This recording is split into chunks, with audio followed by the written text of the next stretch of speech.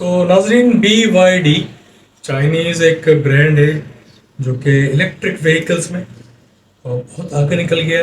Tesla को मात दे दी है और अब चाइना का ये अकेला ब्रांड नहीं रहा जो कि टेस्ला को मात दे रहा है। टेस्ला याद रहे, एलोन मस्क की एक बहुत बड़ी कंपनी है, राउंड कंपनी है पूरी दुनिया में।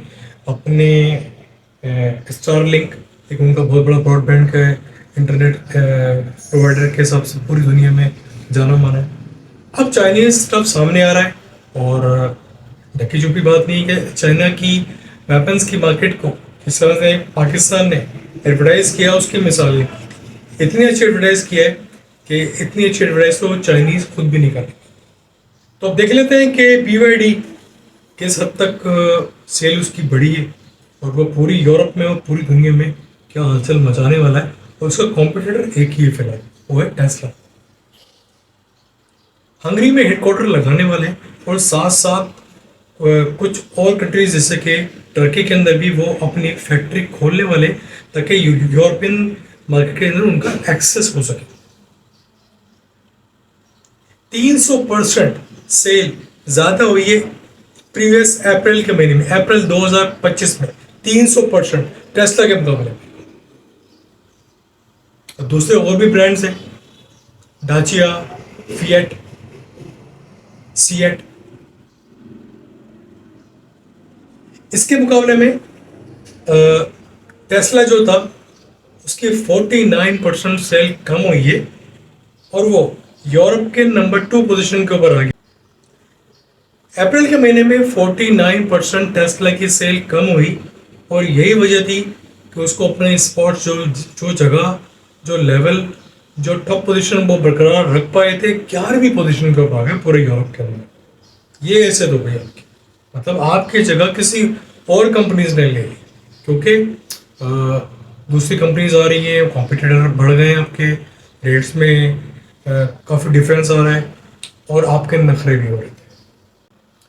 टेस्ला की बात करते हैं। टेस्ला ने 2024 में सबसे पहले फैक्ट्री लगाई नॉर्वे में।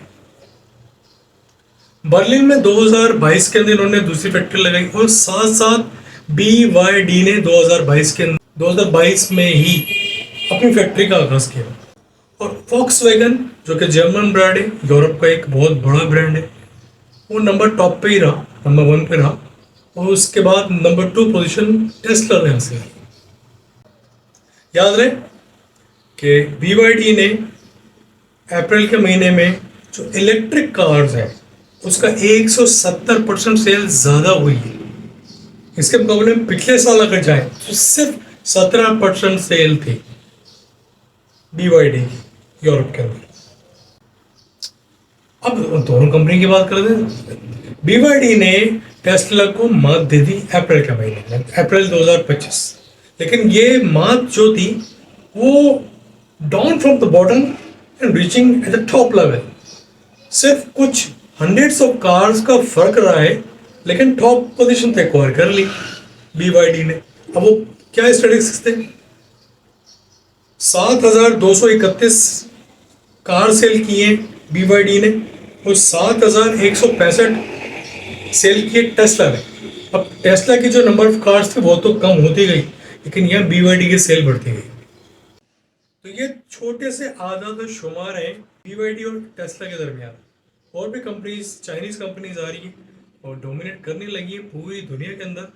और मैं समझता हूँ कि इलॉन मस्क का जो गुरूर था वो खाक में मिलने वाला है, क्योंकि अब से BYD नहीं, काफ़ी सारी चाइनीज कंपनी भी आपके best competitor of the world के तौर पे सामने आने लगे। तो ये छोटी सी न्यूज़ थी, आपको बना के पेश की, आपकी नॉलेज में इजाफा करने की कोशिश की। अगर वीडियो पसंद आई है तो लाइक कीजिए और सब्सक्राइब करना नहीं भूलें। Thank you very much.